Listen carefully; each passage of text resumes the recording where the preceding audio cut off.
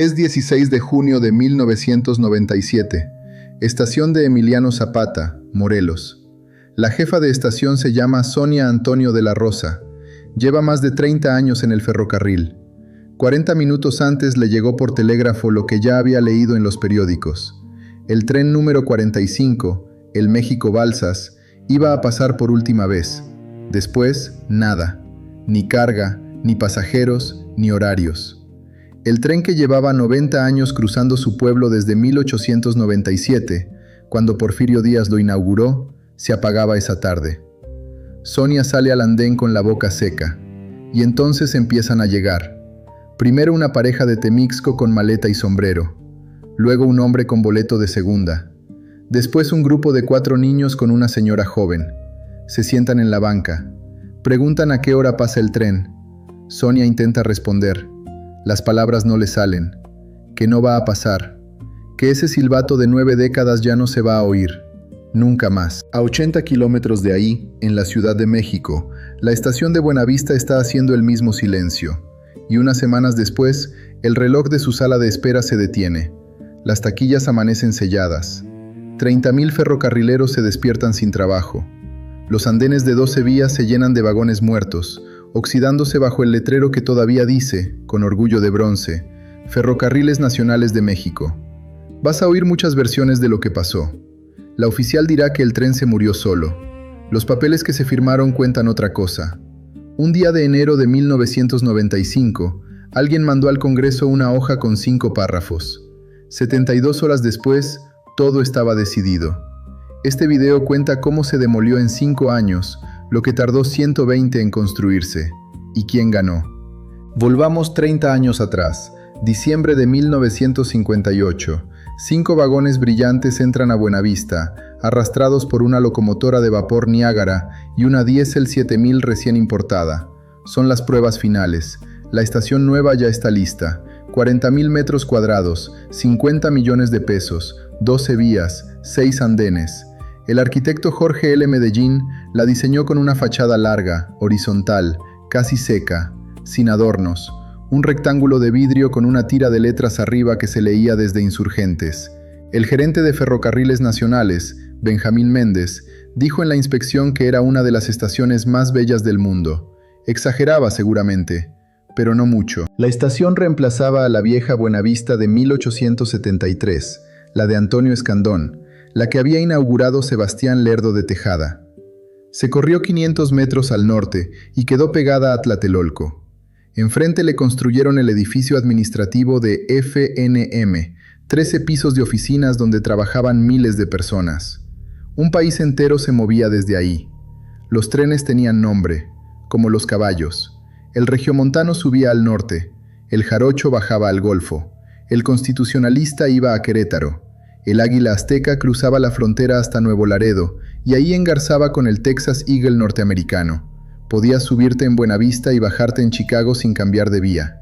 El purépecha corría a Uruapan, el tapatío iba a Guadalajara y el México-Balsas descendía por Cuernavaca hacia Guerrero, pasando por Emiliano Zapata, donde Sonia todavía era una niña con 2 trenzas. Si querías subirte al regiomontano, llegabas a Buenavista antes de las 6 de la tarde.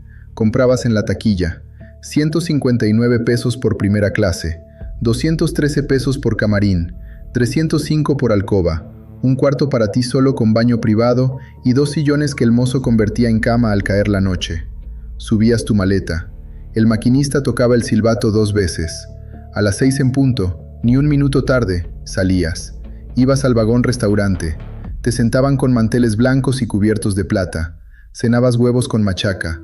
Los pasajeros que sabían de vinos pedían tinto, los que no, café. Después pasabas al vagón bar, donde alguien con corbata negra te preparaba un highball. A las 11 cruzabas la sierra. A la medianoche pasabas por San Luis Potosí. Dormías. A las 5:44 llegabas a Saltillo. A las 8:10 de la mañana estabas en Monterrey, con tiempo para bolearte los zapatos antes de entrar a la oficina. Eso era el regiomontano. Puntualidad cronométrica, confort y precio. El avión a Monterrey costaba 700 pesos, el tren 159 pesos por sentarte, o 305 con habitación privada. La diferencia era el sueldo de casi un mes para muchos mexicanos, Por eso el tren nunca iba vacío. Los presidentes viajaban en él. El caso mejor documentado es el de Carlos Salinas de Gortari, que en 1988 enganchó el vagón Agualeguas 1 al Regiomontano para arrancar su campaña presidencial. Subió a Monterrey, dio su discurso, saludó al gobernador Jorge Martínez Treviño. Fue el último presidente mexicano que hizo campaña en tren, y nadie en Buenavista sabía, esa mañana de recibimientos y aplausos, que ese mismo vagón, 7 años después de que él llegara a Los Pinos, iba a acabar de pieza de museo. Artistas y ejecutivos también. El cronista Leopoldo Espinosa Benavides ha contado a Milenio cómo la clase media regiomontana se subía al regiomontano para presumirlo por el país. Se ponían orondos, dice él. Al viaje de 20 vagones lo llamaban de primer mundo. Costaba 30 veces menos que el avión, y por eso el tren era también el nervio de una clase media que todavía se sentía dueña de su país. Y el jarocho, el otro grande. La ruta México-Puebla-Veracruz que había abierto Benito Juárez en 1869 y Lerdo de Tejada en 1873. 10 horas de recorrido por la sierra más difícil de América. Subía por Apizaco, cruzaba el túnel El Mexicano de casi 3 kilómetros, bajaba por Maltrata con sus memelas gigantes que las mujeres del pueblo vendían en el andén mientras el maquinista descansaba, y se descolgaba por el puente Metlac a 130 metros sobre el río. El puente Metlac ganó el premio Brunel del gobierno de Dinamarca en 1996. Un año después, casi nadie viajaba encima de él. En los años 70, 30 millones de personas se subían a un tren en México cada año. Un país de 70 millones. Casi la mitad iba en tren. Y arriba, sobre la fachada de Buenavista, el letrero seguía intacto. Ferrocarriles Nacionales de México. Como si nada pudiera romperlo. Pero en un despacho de la Ciudad de México, alguien ya estaba escribiendo el decreto que lo iba a romper. Pasan los años, llega 1980, llega 1990, y en la estación de Buenavista, poco a poco, alguien empieza a darse cuenta. Los andenes que antes estaban llenos, ahora tienen filas más cortas. Las taquillas cierran 1 hora más temprano. Los vagones dormitorios salen con camas vacías. El maquinista que llevaba 20 años en el Regiomontano cruza la Ciudad de México y ya sabe que algo se está enfriando. Todo diagnóstico oficial empezaba por el mismo lado. FNM pierde dinero. Y era verdad. Le costaba al erario 4,000 millones de pesos al año, según Emilio Sacristán Roy, el subdirector de reestructuración que después se pasaría a Alstom, la francesa que vendería trenes en México. Las tarifas estaban por debajo de los costos. Las locomotoras se caían a pedazos. Los durmientes de madera ya no aguantaban el peso. Pero eso era una parte. La otra parte era una política de Estado que se venía tomando desde hacía casi 2 décadas. Desde principios de los 80, todos los gobiernos habían decidido que el futuro era la carretera. Kilómetros y kilómetros de asfalto, autobuses ADO, Estrella Blanca, Futura, camiones de carga con doble remolque. Al ferrocarril lo dejaban esperar. Y esperando, se moría solo, con la ayuda de nadie. Y ahora el dato, que hay que dejar caer despacio, porque es de los que se quedan en la mesa mucho después de que termina el video. En los años 70, 30 millones de mexicanos al año se subían a un tren. Un país de 70 millones de habitantes. Casi la mitad del país viajaba en tren. En 1997, el último año que operó el servicio de pasajeros de FNM, se subieron 1.200.000 personas. De 30 millones a 1.200.000, 96% menos, en 20 años, sin guerra, sin epidemia, sin desastre natural, solamente por abandono de un gobierno que había decidido, sin decírselo al país, que ya no le tocaba a los rieles cargar la vida cotidiana. Y encima estaba el sindicato, que en toda esta historia jugó un papel que merece contarse aparte. Era fuerte, era corrupto, y a veces era las dos cosas al mismo tiempo. Víctor Flores Morales, el líder, vivía en un departamento de 50 metros cuadrados en la colonia Guerrero. En su gabardina vieja no cabía ni la ambición. Al terminar la privatización, ya vivía en un edificio entero de departamentos. Un ferrocarrilero jubilado del mismo barrio se lo contó a la reportera de Sin embargo. Nadie ha explicado nunca de dónde salió el dinero. Después vino 1994. El TLCAN entró en vigor el 1 de enero. Ese año mataron a Colosio en Lomas Taurinas. Después vino Zedillo, casi por accidente. Después vino diciembre. Después vino el error de diciembre, y el peso se desplomó de 3.50 a más de 7 pesos por dólar en menos de un año. La deuda externa se disparó, los intereses ahogaron al gobierno. México estaba de rodillas. Y llegó la propuesta. El 16 de enero de 1995, apenas 45 días después de asumir la presidencia, Ernesto Zedillo envió al Congreso un anteproyecto para reformar el párrafo cuarto del artículo 28 constitucional. Ferrocarriles y satélites dejaban de ser área estratégica del Estado, pasaban a ser área prioritaria. La diferencia parece de diccionario. En los hechos significaba una cosa: se podían vender a privados. El Senado aprobó la reforma 10 días después, el 26 de enero, con 105 votos a favor. La Cámara de Diputados la aprobó 2 días después, el 28 de enero. 72 horas para vender un sistema ferroviario de 122 años. Nadie leyó despacio. Nadie preguntó qué iba a pasar con los pasajeros. En mayo se publicó la Ley Reglamentaria del Servicio Ferroviario.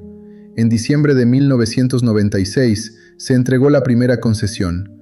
La Ruta del Noreste, la que iba de Buenavista a Nuevo Laredo, quedó en manos de Transportación Marítima Mexicana, asociada con la estadounidense Kansas City Southern. Grupo México se quedó con la Ruta del Pacífico Norte, por $2.140 millones. Tribasa con la del Sureste, y 6 meses después, Carlos Slim le compraba las acciones a Tribasa. El país se rifó en menos de 2 años. 50 años de concesión, con opción a renovar. El servicio de pasajeros, dijeron los nuevos concesionarios, no era rentable. Que se quedaran con la carga. La carga sí producía, los pasajeros no. Como el contrato de concesión los obligaba a un servicio mínimo, la Secretaría de Comunicaciones y Transportes les pagaba un subsidio para 2 corridas semanales entre Buenavista y Apizaco. Un anciano que subía por nostalgia, contó Mireya Cuellar en La Jornada, dijo al reportero mientras compraba su boleto: «Esto ya no es un tren, esto es lo que queda de un tren». Y entonces empezaron a cerrar las corridas de verdad. El 7 de junio de 1997, el regiomontano salió de Buenavista a las 6 de la tarde por última vez. Nadie hizo ceremonia. Los pasajeros de esa noche cenaron su machaca sin saber que estaban comiendo la última cena de un tren que llevaba 37 años cruzando el país. Al día siguiente, sus 20 vagones azules quedaron estacionados en el patio. Ahí se pintó, con spray blanco sobre las puertas, la palabra que ya no se iba a borrar: cementerio. El 8 de junio dejaron de circular casi todos los trenes de pasajeros del país. El 16 de junio salió el México Balsas, con la máquina F9AB que Ferrocarriles había comprado en LaGrange, Illinois, en 1954. Pasó por San Jerónimo, arrastró un coche estacionado cerca de la vía, siguió su camino sin heridos. Pasó por Cuernavaca, pasó por Emiliano Zapata, donde Sonia Antonio le hizo la señal al maquinista con la banderita verde por última vez. Llegó a Balsas, no volvió. Un solo fantasma sobrevivió, el Jarocho, subsidiado por la SCT, siguió arrastrándose por las cumbres de Maltrata 2 años más. El Jarocho hizo su última corrida el 18 de agosto de 1999. Se descolgó por el puente Metlac, pasó por el túnel El Mexicano, cruzó la meseta, entró a la Ciudad de México por Nonoalco y llegó a Buenavista para no volver a salir. Ningún funcionario fue a recibirlo. En el andén había un viejo ferrocarrilero jubilado que había llegado por nostalgia, según contó Mireya Cuellar en La Jornada de aquellos meses. Le preguntaron cómo se sentía. Dijo que como quien va a un entierro sin muerto. El 1 de septiembre de 1999, Ferrocarriles Nacionales de México cerró operaciones, y el 4 de junio de 2001, el Diario Oficial de la Federación publicó su extinción formal. Se acabó. 84 años después de que Porfirio Díaz los fundara, 64 después de que Lázaro Cárdenas los nacionalizara, 5 años y medio después de que Zedillo mandara la reforma al Congreso, ya no quedaba empresa que administrar. Los números laborales fueron los que dolieron más, y los que menos aparecieron en los noticieros. FNM tenía 50,000 trabajadores cuando empezó la privatización. Entre 1996 y 1999, según la revista Expansión con datos del Banco Mundial, salieron 30,000 de ellos, muchos con más de 20 años de servicio y sin llegar al derecho a jubilación completo que su contrato colectivo les garantizaba. Casi todos fueron liquidados un día antes de que se entregaran las concesiones, para que las empresas privadas empezaran sin pasivo laboral. Los que se quedaron con los nuevos patrones fueron menos del 10%. Un ferrocarril de 3 generaciones se disolvió en firma y acta. Un cálculo académico del CIDE, publicado en Gestión y Política Pública, dice que 57,000 trabajadores llegaron a un acuerdo de jubilación con garantía vitalicia. Muchos nunca la vieron. Miles pusieron demandas laborales ante las juntas federales de conciliación y arbitraje. Casi 30 años después, siguen esperando su fallo. Han muerto por cientos, algunos vendiendo dulces en las calles, otros como conserjes en escuelas primarias, otros de tristeza sin nombre médico. Sonia Antonio lo cuenta hoy con un WhatsApp del que borra los contactos cada vez que se muere uno. En el edificio administrativo de 13 pisos que estaba enfrente de Buenavista, 600 empleados se quedaron esperando el acta de defunción de la empresa donde habían pasado su vida entera. Cuando la extinción llegó, el edificio se vació también. Hoy es propiedad del Estado y espera nuevo uso. Un dato que en su momento pasó casi desapercibido y que hoy es historia registrada en los reportes anuales de la Comisión de Valores de Estados Unidos. En 2001, apenas dejó la presidencia, Ernesto Zedillo se integró al Consejo Directivo de Union Pacific, la ferroviaria más grande de Estados Unidos, una de las beneficiarias directas de la privatización que él firmó. Cobró un salario promedio de $115,000 al año hasta 2006, más acciones. En 5 años se embolsó unos $805,000 en salarios. También entró a Procter & Gamble en 2001, a Alcoa en 2002 y años después a Citigroup, el banco que compró a Banamex después de que el rescate del Fobaproa lo saneó con recursos públicos. Todo esto está documentado por Milenio en una investigación con los reportes de la SEC. La palabra puerta giratoria la puso en el diccionario político López Obrador años después. Pero la puerta ya llevaba mucho tiempo girando. Y no es solamente Zedillo. Carlos Ruiz Sacristán, su secretario de Comunicaciones y Transportes, es hoy directivo de Sempra Energy México, la empresa gasera que también recibió concesiones durante ese sexenio. Guillermo Ortiz, su secretario de Hacienda, pasó a presidir Grupo Financiero Banorte. El patrón lo puedes armar tú mismo con los nombres. Buenavista se cerró en 1998. El reloj se detuvo. Los patios se llenaron de mala hierba. Las puertas se cadenaron. La cabina de mando quedó como estaba, con los cuadernos del último jefe todavía abiertos sobre el escritorio. 10 años estuvo así. 10 años de silencio en la estación más grande de un país que había dejado de tener trenes. En 2008, Felipe Calderón inauguró el tren suburbano. Buenavista reabrió. Había dejado de ser el eje del ferrocarril nacional. Ahora era una terminal de cercanías de 27 kilómetros que conectaba con Cuautitlán. 4 vías nada más. Las otras 8 se demolieron para poner concreto y locales. En 2012 abrieron el Fórum Buenavista, un centro comercial con cines, tiendas y una pista de hielo pegada al andén donde había parado el jarocho. En abril de 2026, la presidenta Claudia Sheinbaum inauguró el tren Felipe Ángeles, la primera ruta de pasajeros que sale de Buenavista después de 27 años. Va a la IFA, 40 minutos, 110 pesos el boleto. Es un paso. Los planes de este gobierno incluyen reactivar la ruta del Regiomontano, en trabajos que arrancaron en Saltillo en septiembre de 2025, y más adelante la del Jarocho, en presupuesto de 2026. Los ferrocarrileros que quedan vivos y que llevan casi 30 años pidiendo su compensación, todavía no saben si van a alcanzar a verlo. En 2022, Andrés Manuel López Obrador prometió un pago compensatorio de 22,000 pesos por año trabajado. Hasta hoy, muchos siguen esperando el depósito. De vuelta a Emiliano Zapata. Marzo de 2023. Sonia Antonio tiene 74 años. Está sentada en Tetelpa, un pueblo del sur de Morelos, presentando su segunda novela. Se llama Estación Sola. La escribió como si un telegrafista se lo contara a un nieto que nunca alcanzó a preguntar. Después de junio de 1997, a Sonia la liquidaron. Tenía 48 años y 32 de servicio. Le tocó una pensión de 1,600 pesos al mes. En su casa puso un puesto de manualidades. Vendía angelitos de trapo y arreglos florales para novias. Arreglaba iglesias los sábados por 200 pesos.